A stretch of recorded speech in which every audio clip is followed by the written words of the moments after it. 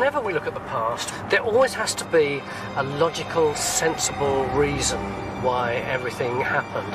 But sometimes you come across an event where, however hard you try, you can't find a normal, sensible reason for it, which is why we call those events the paranormal. And I'm going to look at these phenomena in a really open-minded way to see if I can find out what the truth actually is. I'm working with Becky McCall. She's a science journalist. She's also very sceptical, which may help because we're investigating the case of Helen Duncan, an uncannily accurate wartime medium who became the last person to be jailed under the Witchcraft Act of 1735. Why were her claims taken so seriously that MI5 got involved? Was she really a threat to national security? Or were the ghosts of dead servicemen telling her secrets that she should never have known?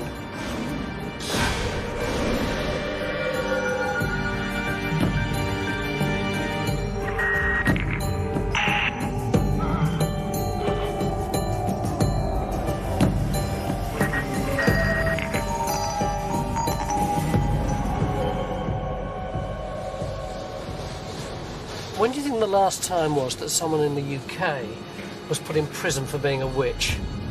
The military were involved, the secret services, they were all paranoid. The whole country is on a war footing. And yet the powers that be are taking time out to try this woman, Helen Duncan, for witchcraft at the Old Bailey.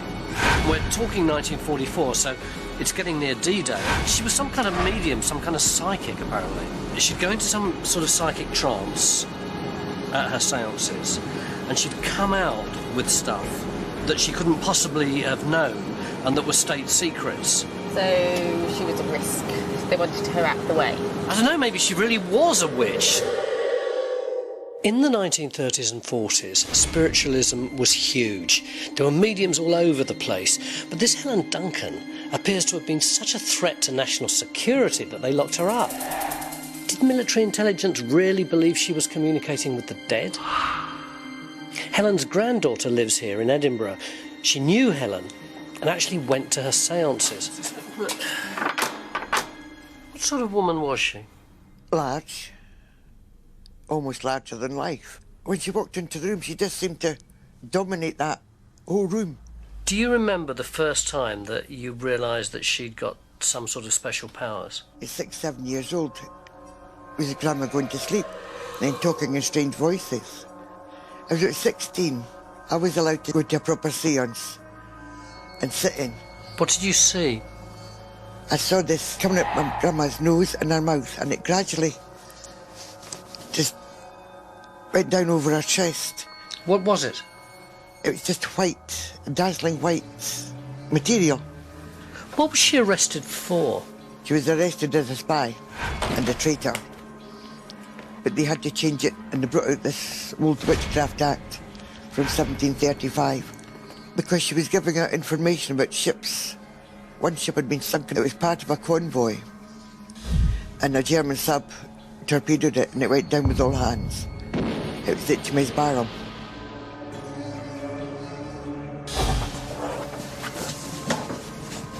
What did you make of that? Well, I thought some of the stuff was quite shocking, actually. I mean, those physical manifestations. Yes, real things appearing in people's living rooms. And what about the ship? Oh, the Barham? Yeah, yes, yeah. Well, I mean, that's an event worth investigating, isn't it? It certainly does sound as though security was involved in some way.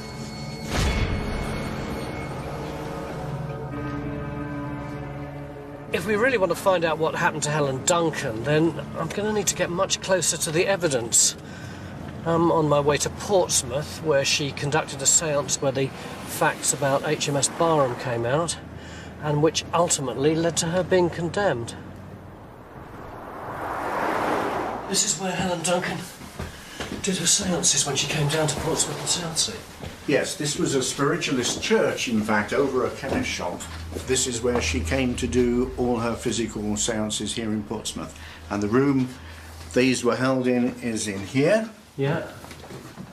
And amazingly, there would be 30 people crammed in here in blackout conditions, hoping to see their loved ones and speak to their loved ones through her mediumship.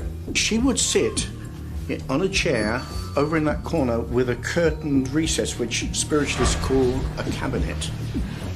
Here's Mrs. Duncan and the cabinet. It's extraordinary. It's just like a nice, cosy little room now, isn't it? Absolutely. It was wartime.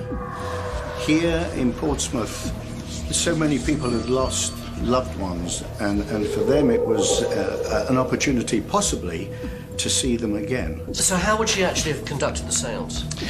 She would have gone into a trance very quickly, and then the voice of Albert, her spirit guide, usually he acted as the master of ceremonies, and would speak to the sitters, and then spirits would begin coming out of the cabinet. Now, you have to remember that the lighting is very dim. There's a red light above the cabinet, and those that were at the back, in the back row, didn't get good view, but people that were close up said that they could recognise their loved ones, and that's how they communicated. What happened on the night that she announced that the Barham had sunk? As I understand it, what happened was a spirit came out of the cabinet. Out of here, yeah. Out of there. He gave his name as Sid, and he spoke to his mother, and I understand that he was wearing a hat with HMS Barham on it. Over 60 years ago, there were maybe 35 people in this room when suddenly a spirit announces that this major British ship has been sunk, and no one could know that that had happened, and it was top secret. It was until that moment. Was Helen Duncan mad, revealing a state secret in the middle of a world war? Because apparently, at that moment in 1941, the only people who knew the ship had gone down were those who saw it, and those people in that funny little upstairs room in Portsmouth.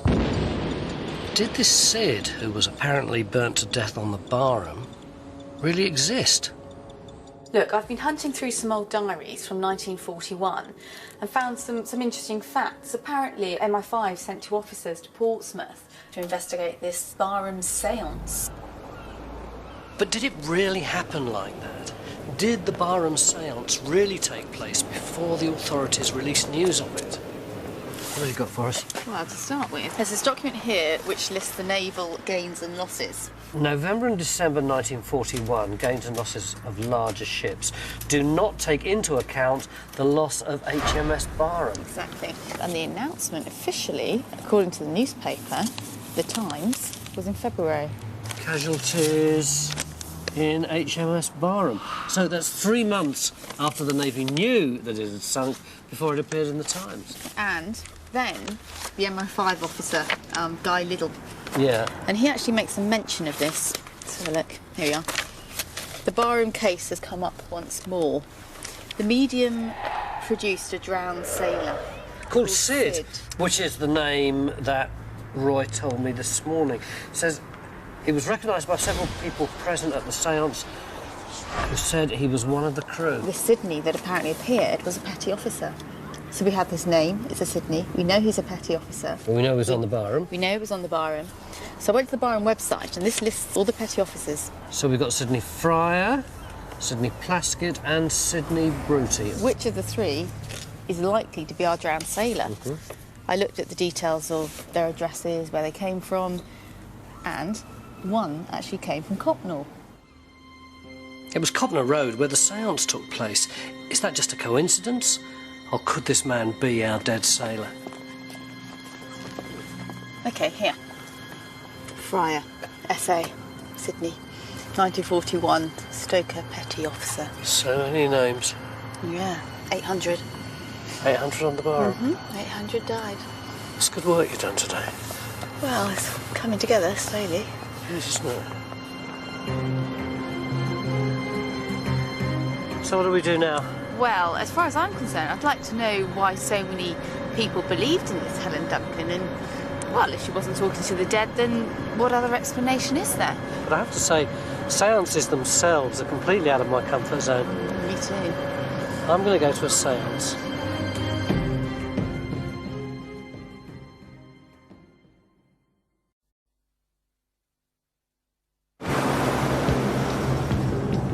It now seems pretty clear that the announcement by the medium Helen Duncan that HMS Barham had sunk during the Second World War wasn't a myth. We know a séance took place, and we think that the actual spirit that gave the announcement belonged to a chap called Sidney Fryer, who was a petty officer who died on the Barham. But what actually took place at the séance itself, we're much less clear about, which is why I'm now going to a spiritualist church in Havant, near Portsmouth, provided I can find it. You don't often see séances anymore like Helen Duncan's in 1941, but there are still places like spiritualist churches where people try to communicate with the dead. And why communication happens is because there is a connection of love that exists between you and that person that's passed to the spirit world. And so what I would say to you tonight, friends, is just to remain open and also remember to use your voice, okay? Thank you, I'm ready to start. Thank you very much.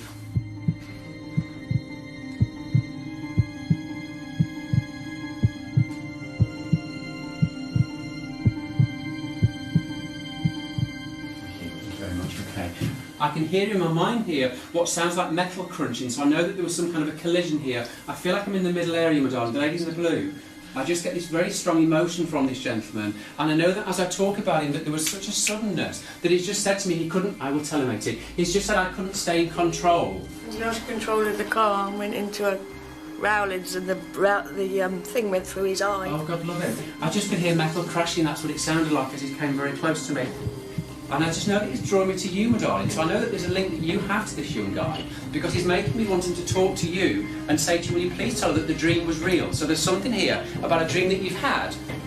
Does that make sense? You've questioned its authenticity in some respects, but he's telling me the dream was real.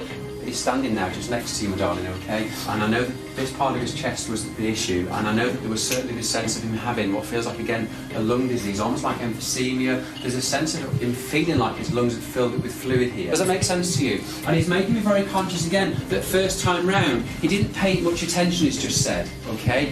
He never did. God love him, okay? It's got me confused. One minute he seems to know everything, and the next he's clutching at straws. Does that make sense to anybody at all? Okay, don't shout, thank you. See, this church, I can hear you, mate, but I can't do any more. Yeah, don't do that to me. Good. Okay then, Mary, come on, Don, you tell me who you belong to. I need to talk to a lady, please, who's a hairdresser. She wants to talk to the hairdresser. And I feel that the lady I want to talk to actually would have done this lady's hair. I'm a hairdresser. Would you understand, please, who Mary Fox would have been, my love? No, I don't think so. It doesn't feel right somehow, but thank you anyway. I normally get a pull when it's right, and I was drawn across here, but I'm not sure. I'm hearing an Irish accent, an Irish gentleman's voice, and I feel like I want to talk about somebody's dad who's Irish. That's my father. That's yours, my darling. Lovely, okay. Can I speak to you, because I'm just very aware of this man. Without being unkind to him, is the kind of guy that if he didn't get listened to, he'd just get louder. Yes. Does that make sense to you? Yes. Because he's lovely. As I'm talking to you, Madame, please, he has with him a little boy in the spirit world here as well. That I want to My connect. son. Your son. Oh, don't tell me. I was going to tell you. Right. Because I've got to say, it's your boy that's here, and I know that your boy's here very clearly, and I'm very conscious to say to you that he's with your dad. He's with your dad, okay? And I want you not to worry about either of them because they're taking care of each other. I need to say, Madame, that it's very important that you understand that had your boy physically lived, he would have needed an awful lot more care than you would have been able to provide alone. Would that make sense to you? And I'm very aware to say to you that your boy absolutely is growing up with you in the spirit world, and I don't need to worry about him, okay? I also can hear him saying to me that you released a balloon. Yeah. Yeah? Okay, my darling. A little hut in Havant on a Tuesday evening, and it's full of people convinced they're hearing from their dead relatives. But is it for real? Some of the things the medium told them, little specific details, can he really be faking all of them? But if all this speaking to the dead business isn't for real, why would Helen turn up here in the middle of the war when Portsmouth was being bombed night after night? Well, she'd certainly have known she'd find people desperate for news about their menfolk.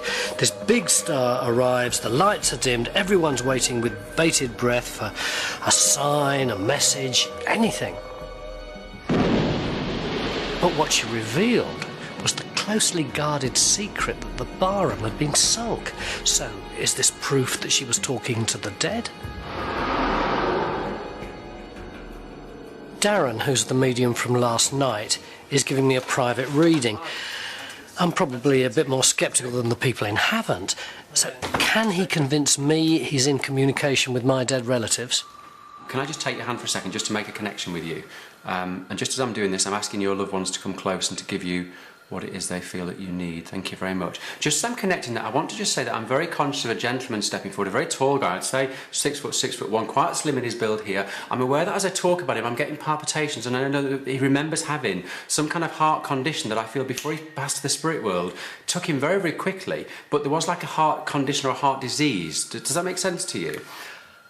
Most of the men in my family were actually quite little. Okay. The only one that I can think of that was tall was my paternal grandfather. Okay. Now, can I say that there's a link to this man either owning or working in a pub, because he keeps taking me into a public house, as though he's got a great memory of propping up the bar in this public house. There was a pub right over the road from where he lived. Okay. Just opposite the shop. Why would he talk about somebody called Mary doing a good job? Because he's talking about a lady called Mary that I feel is in this world, actually, not passed over. Now, I've got to say this to you, that I'm seeing 2 children here as well, that there's a boy and there's a girl that I can sense here that link to Mary, and I get a very strong link that Mary lives away from me, that there's a distance somehow, quite a distance here. That's absolutely spot Okay. on. Mary... I'm sorry, I'm on a flow, okay? Right. There's also a link here to the name of Shepherd that's very significant, because I'm hearing him calling the name Shepherd. Is that relevant? Mary Shepherd is the mother of my 2 children. Oh, okay, right. One boy and one girl. There was something about the reading that didn't sit right with me. When you came up with the name Mary, I thought, oh, wow, yes, that's the mum of my kids. But then when he came up with her surname as well, it just felt to me like he'd Googled some site. It's okay, I hear you, thank you. Your lady here is making me very conscious of the month of August, and she keeps asking me to talk about the 16th of August, as though that there's a significant anniversary around that date. My birthday's the 15th of August. That'll do, okay then. There were actually things, when I said no, I don't have any knowledge of what you're talking about, that in retrospect I did. I will tell him, thank you. Have you been sanding some floors? Because he's talking about floors being sanded here. I get this sense of a floor that's been sanded. I don't know why I didn't think of it at the moment. I've been waiting to get my floor sanded for months. See, there's something here about the fact that we've not been able to find a headstone, or not been able to find a grave, or not been able to find a resting place for a member of your family. Who is Anne, please? Anne. And this is a name I'm hearing from the spirit world rather than this world. Anne. I'm completely split down the middle, because the part of me that was sceptical before I had that reading thinks, yeah, cha. And this might sound very, very silly, but there's been an issue with one of your ceilings where you live. Yes. Because he's laughing about this issue with the ceiling. The other part of me thinks, wow, if it's true, he's just found things that are so accurate to the person that I am. I wonder how I would have felt back in 1941 in Portsmouth if I'd heard Helen Duncan saying the Barham had been sunk. Would that have confused me too? I'm sure there's another explanation for what people experienced that night. I want to unlock the psychology of a séance. Okay, what we're doing today, we've got a number of volunteers. They've all given an object in, and they think they're going to get a psychic reading based on that object. What we're going to see in their response to the reading is something called the Barnum effect. Can I hand out the readings now? Get your opinion on them. But it's a scientific study, so can you try and keep them to yourself? Don't discuss them as yet, you can discuss them later on. Go ahead, take a look. There are certain kinds of statement that are either kind of very general or vague or ambiguous, but virtually all of us accept them as being descriptive of our own unique personalities. If you want to read through again when you're answering the questions, please feel free. It's a scale of 1 to 7. At times you're extroverted, affable and sociable, while at other times you're introverted, wary and reserved. So when you put a whole bunch of these statements together, that sounds like a really accurate reading to people. But in fact, pretty much anybody would actually accept that reading as being accurate and very specific. They're marking it out of 7. Of course, what they don't know is they've all got the same reading. How accurate was the reading as a description of your unique personality? So for you? 6, I said. 6. 6. Yeah. 5 or a 6. 6. I said 6 as well. It's actually worked. I can't believe it. They're convinced by this. Absolutely. I mean, I've seen this so many times. It's a really reliable effect. Okay, just reading out a couple then.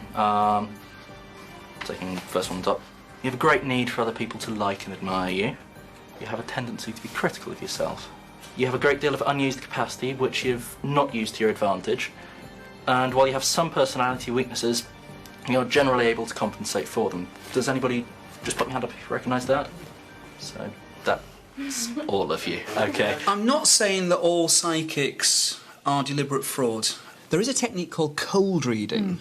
Called cold reading because you've just met this person from cold, never met them before, and you do a reading for them, and they're blown away by it. They say, wow, that's incredible. How do you know all those things? It's amazing. Now, part of cold reading relies on the Barnum effect, relies on these kind of statements. Beyond that, I would also make use of any body language cues I could pick up on. If you were showing interest, if you were leaning forward, then, OK, this is something that means something to you, this is significant. But a lot of cold reading is about the use of language. So very often, when you watch psychics in action, you realise they ask an awful lot of questions rather than making statements. Now, the way they ask the questions is interesting. Like, were they a happy person? And if you answer yes, I'll say, yes, I thought so. I can see them there now smiling, always enjoyed a good joke, you know. If you said, searching, aren't you? Exactly. If you said no, I'd say, no, I sense a deep sadness there, you know. And which, however you answer it, I'll pretend I already knew that. You're just confirming what I already knew. How could that fit into what went on the Barham night? One possibility in the Barham case was Helen said that she saw a sailor, or this sailor materialised and a ship's gone down, and some woman in the audience recognised, or this rang a bell with her, and she sort of stood up and said, yes, my son's a sailor, I think it's the Barham that's gone down. So she was primed, if you like, and of course Helen then confirmed that. In which case it wouldn't have been Helen Duncan who was aware that the Barham had sunk, but this other woman. Yes, in that case that was cold reading. Now another alternative is hot reading. Which is? In hot reading, it's simply a case that the medium has done her homework. She's done the research. She knows the facts. But that couldn't have happened in this case, though, could it? Because the Barham sunk in 1941, but it wasn't until 1942 that it was announced. Well, that's where you might be wrong. 1942 that it was officially announced publicly. But I have some letters here. Now, these letters are written from the Admiralty to parents of some of the sons that died. Yeah. And these letters were dated December 41.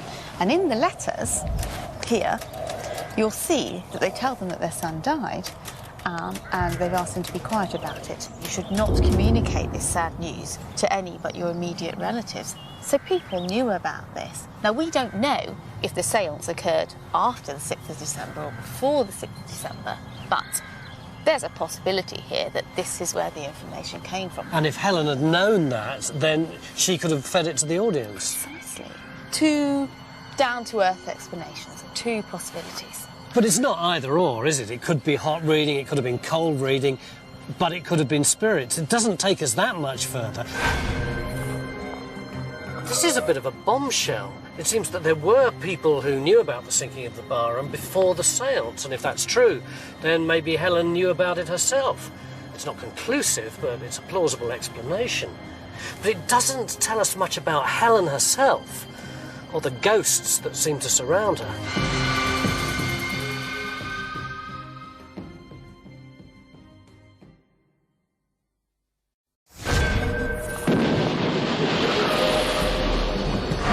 I must have done this journey 50 times before, but I always thought that it was a dead end. I didn't realise that there was a little road beyond it, a secret mystery road like something out of a spooky movie. And just like in a spooky movie, I'm going to a college for mediums and psychics. What exactly is it that you do here? It's a college. It was for training for mediumship. Mental mediumship for communication with the spirit world, healing mediumship, We're the Spiritualist National Union. It's what we do. Mediumship is a core practice of our religion so that we can provide evidence to support our beliefs that life is continuous. This place looks a bit like a grown-up Hogwarts, but it's a place where they use science to try to prove psychic phenomena actually exist. These are plaster casts of materialised hands, very delicate. Can I touch it? Yeah.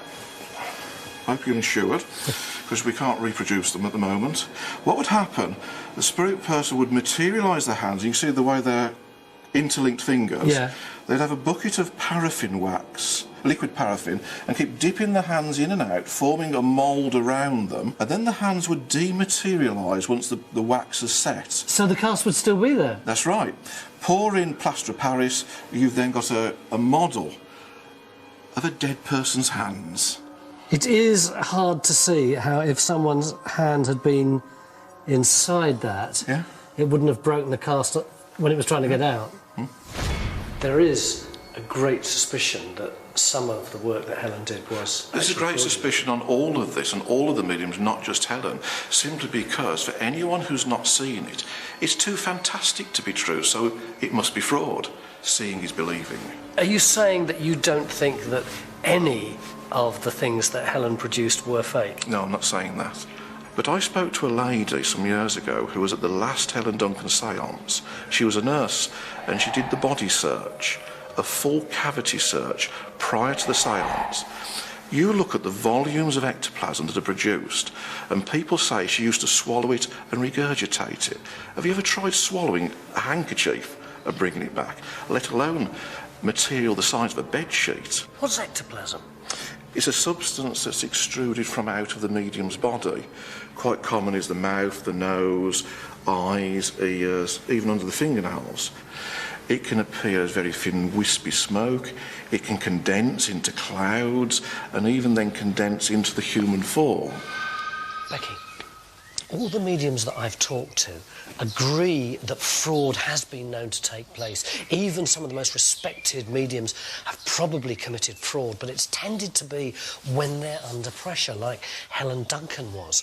But they say that this allegation that ectoplasm is phony and that mediums just secrete it about their body and then eject it during a séance doesn't stack up because there is so much of the stuff. There won't be anywhere to put it. And anyway, a lot of mediums, including Helen Duncan, often had full cavity searches before they started their séance. And they say that even if, by some stretch of the imagination, they were able to secrete it, what would they do with it at the end of the séance? Because at the end of the séance, it just kind of disappears, it vaporises. So what are they going to do with it? I want to know how she could have engineered these physical seances. How did she do it? I need to find someone who can help me with a scientific way of looking at it.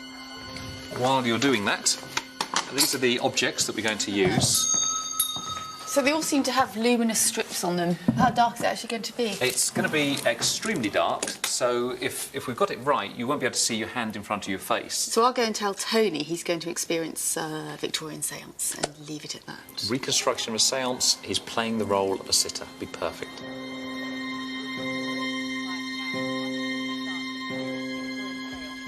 Thank you very much for coming along today.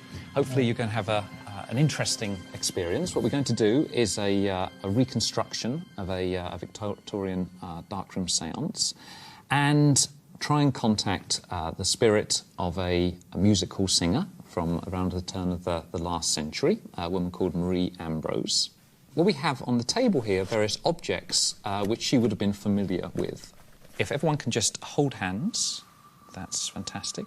Very, very good. The important thing is that when we are in total darkness, don't let go of the person next to you, OK? Whatever happens, hold on to their hand, OK?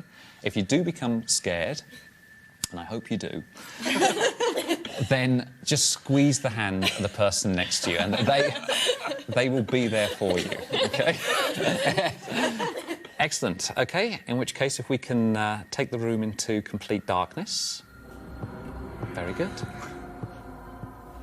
What I want everyone to do is to work as a group to transform from a group of individuals into a single group that's going to work together.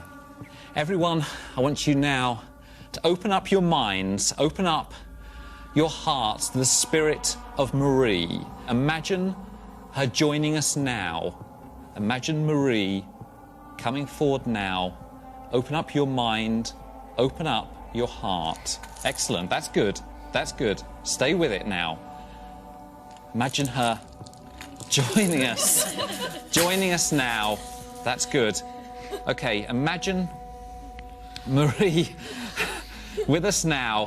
That's good. Okay, stay with it as a group. Okay, that's fine, that's all right. So imagine her spirit going back into the spirit world. That's good. We can bring the lights back up. Excellent, that's good. If you can break contact around. Very good.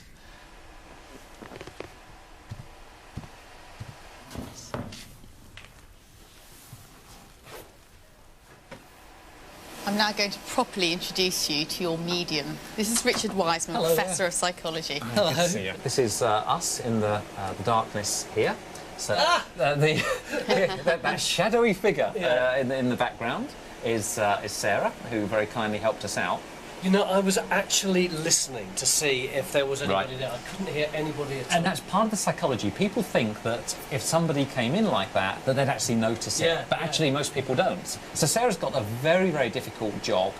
She's got to find those objects in total darkness. Of course, yes, she's in darkness too. Yeah, so she can't see anything. So as soon as she's got the stick under the maraca, she'll squeeze me on the shoulder, and I know that's the cue to put everyone's attention onto the maraca. Imagine her joining us. And what she will do is flick it into one of the sitters' laps. Yeah, I can see, I've just seen it. Right, okay. It's so pathetically obvious. Yeah. It's so hard to believe, seeing that we wouldn't be completely aware of it. But we weren't at all. It was a black room, it was pitch dark, it was absolutely quiet. And the things move. And the things move. That's good. That's good. Okay. Stay with it. It's about role-playing. You're in the role of a sitter. It's your job to believe this, to have a good time, to be open to the spirits and so on. Okay.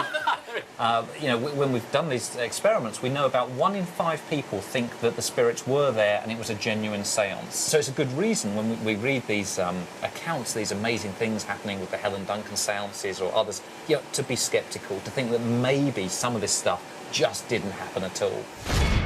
It's easy to be sceptical about these phenomena, but people who were there had a very different view. You are the only person that we've been able to find who ever went to a Helen Duncan séance. Well, she did quite a number of sittings, but of course, you see, I was young comparatively for people that usually went.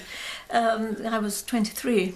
And Helen Duncan was already there when you arrived? She was brought into the room, having been physically examined. They even do an internal examination sometimes, because a lot can be secreted within the body. And then she was brought in having been, I think, sewn into a very loose-fitting and yet completely closed black robe. And it was a red light, which when you get accustomed to it, you can see the features and expressions of somebody sitting 5-6 feet across the room from you. At certain stages, curtains were drawn across, which of course does tend to give people the idea there's a lot of hanky-panky going on. There was a quite distinguishable smell with ectoplasm. Quite distinguishable. Like what? It's rather like bodily semen or that sort of smell. Not unpleasant, but not one that one would expect to have around the room, but very strong. And then this ectoplasm, as I say, snaked across the floor and came up really between us. There appeared the face of a man, short hair, and suddenly one of these blobs, as it were, being almost thrown on, formed a fairly large moustache. I said, "Oh, moustache!" It was a silly thing, but you know. You knew who it was? I knew, yes, from immediately recognisable, as I would recognise you. He was very cross with me for only commenting about the moustache and chided me as if You know, if that's all you've got to say, all very military. Did he look dead? Well, I suppose if you thought of it, yes. But well, his face was animated and speaking. And after 2 or 3 little interchanges, nothing of great import, I'm bound to say, he disintegrated, collapsed at our feet, and withdrawn into the medium, right across the floor. Does sound in many ways quite implausible, doesn't it? It does indeed, I quite agree. I'd sympathise with anybody who disbelieved me and think they had a stronger case in a way.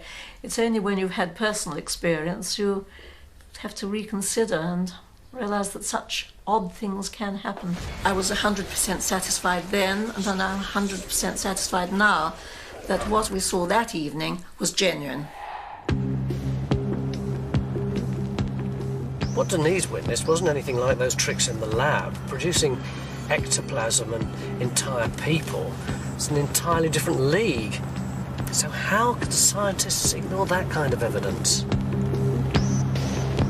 What about Helen Duncan? Was she a fraud? I think she was fraudulent.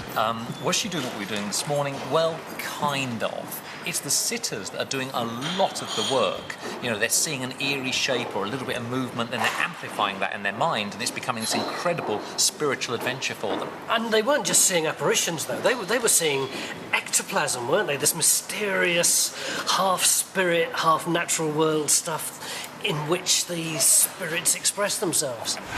There was a guy called Harry Price who was a respected investigator at the time. Price is fantastic. He's one of my heroes, actually, in the whole field. He did all these kind of colourful investigations. He would check the nose, the ears, he would check, obviously, the throat, the mouth. This is Helen Duncan. He would check her before she started. Helen Duncan, before the seance and after the seance, just to check if she was harbouring anything that could have been regurgitated or produced during the session.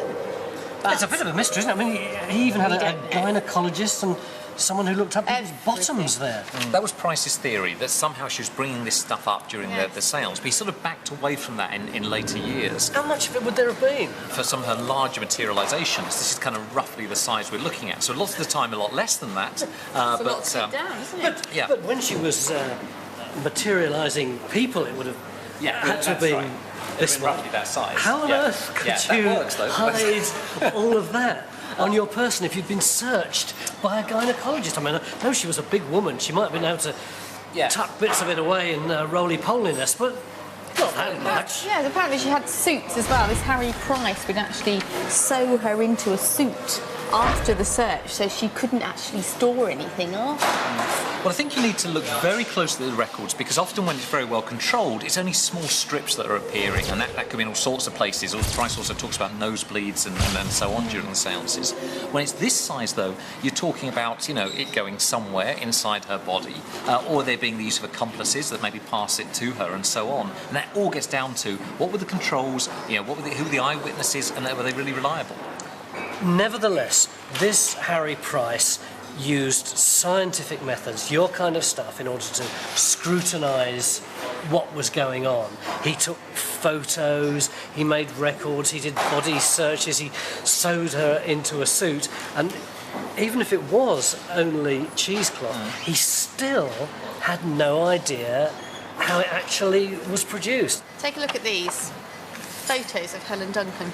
I'd kind of forgotten that we were talking about a woman. She'd been reduced to a specimen. She was all woman. She had 20 stone of her. Yeah. She had 6 children. She had an invalid husband. So it was all very real.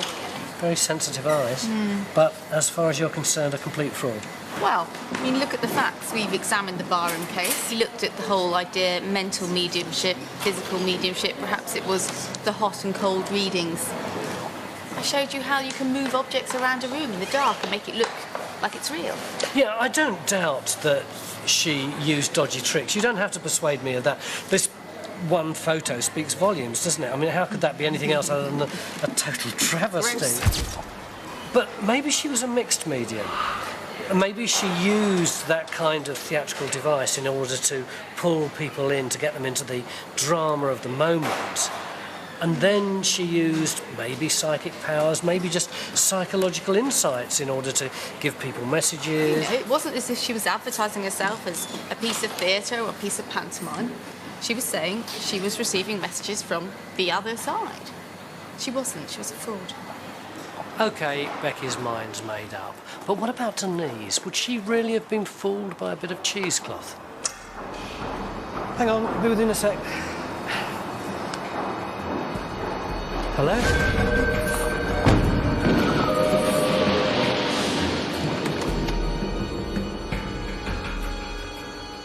You think this investigation's over, don't you? Yeah, I do. Well and truly. Well, you're wrong.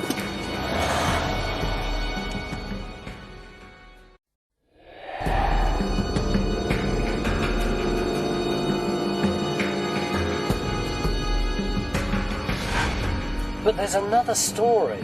Oh, Tony, I thought we'd nailed this. No, we've nailed the fact that when Helen Duncan announced the sinking of HMS Barham, she was using at least some fraudulent devices. But apparently that wasn't the only sinking that she announced.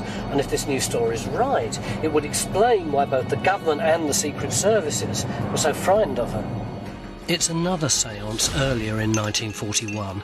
Helen Duncan announces the loss of another ship, this time HMS Hood.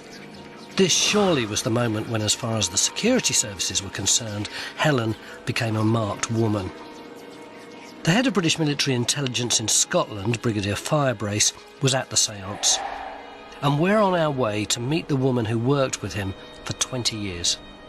This is a magazine from January 1959. It's an interview with a Brigadier Firebrace, yes, where he says, during the war, I was head of intelligence in Scotland, right, and I had the opportunity of attending a séance with Mrs. Duncan in Edinburgh. Tragedy. HMS Hood is sunk and all the men are sunk. Something like that. Left the sound, couldn't wait to get back to a telephone to ring the Admiralty to tell him what he'd heard, that Hood had gone down. And they said, rubbish. No such thing. No. Wrong. He got another telephone call back from the Admiralty? Yes. Not then, but 2 days later. And what did they say? She's quite right. All is lost. You don't think there is any way that either the Brigadier or Helen Duncan could have known that the Hood was about to sink? Quite impossible. Quite impossible. The Barham story might be open to question, but the Hood's different. Hundreds of miles out to sea, the Hood goes down with over 1,400 men. The authorities don't know, the Admiralty itself doesn't know, but Helen seems to know. Her fate was sealed. In the run-up to D-Day, the biggest secret of the whole war, there was no way they could risk another revelation. Helen was arrested, and eyewitnesses at her trial claimed that what happened next was less like justice and more like a show trial. It was a very sensational case. It was getting in headlines in the newspapers, and she was being prosecuted under this Witchcraft Act, which seemed rather extraordinary to most people who had never heard of the Witchcraft Act. She was charged for pretending to conjure spirits, which is the wording of the Act. What was it like in the courtroom? The witnesses were so extraordinary. In what way? Well, there were a very large number of witnesses for the defence who were called one after the other and described the most extraordinary things that had happened at the seances with Mrs. Duncan, which they had personally witnessed. You couldn't imagine that a person who was fraudulent could have done all this. I remember one particularly, a nurse called Nurse Rust, who was a midwife and who was extremely insistent that she had been confronted with her husband, whom she recognised. I said, "Is it you, Daddy?" meaning my husband. And he said yes. I invited him out and said, "Come out, dear." I immediately got up from my seat, went right up to him and I said, "Kiss me, dear." There's something terribly tender about that. As soon as he appears, there's that intimacy of come out, give us a kiss. Well, it does suggest that she was completely convinced herself. There's a bit here from the wing commander where the QC says, "Your mother materialised and you spoke to her." "I did, sir." "How close did you get to her? Were you satisfied it was your mother?" "Yes, I was in the second row of chairs. I stood up and leant over to get as near as I could without disturbing people in front of me. A man knows his mother. All these witnesses, and yet it didn't take the jury very long to come to a decision. Yes, and I found that rather strange, that they could so readily dismiss all this. And I think they could only do so as, I suppose, what one might almost call prejudice against the whole idea. And I think that the jury in the end believed the seemingly common sense assertions of the police rather than the extraordinary assertions of all these spiritualist witnesses.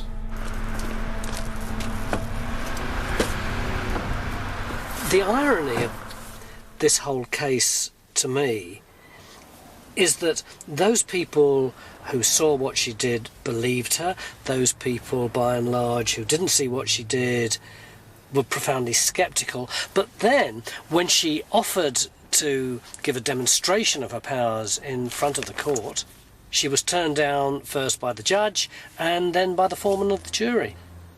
So she didn't have any chance to prove that what she was doing was real. So the authorities got Helen out of the way. They put her in prison for an unprecedented 9 months, from which she never really recovered. Which is the house where she lived at the end of her life? Number 36, the one with the black door. Yeah. She was just hounded from she was convicted in 1944 till then.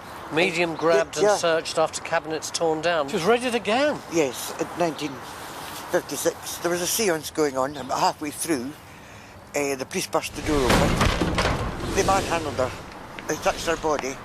She had burns on her body. That was it. The end was very painful. Very painful. And she came back in November and she was dead by the 6th of December. It does seem like she was treated pretty badly in her life. I think so, yes. Especially after the trial. To this day, I still feel very resentful. Not so much of the trial, the actual reason for it, witchcraft, when I know she was anything but a witch. Do you feel your grandma is still looking after you? My grandma's looked after me since the day she died. She looks after all of us. As far as the family are concerned, it's an open and shut case.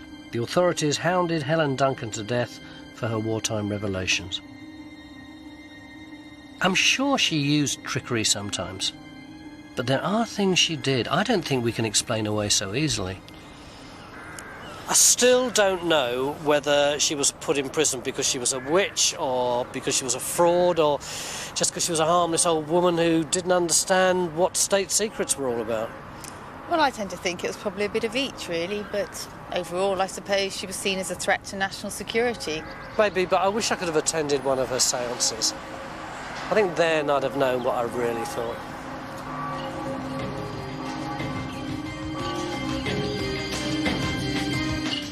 Join Tony again tomorrow night at 9 when he investigates claims of a strange communication with dead monks in the Ghosts of Glastonbury.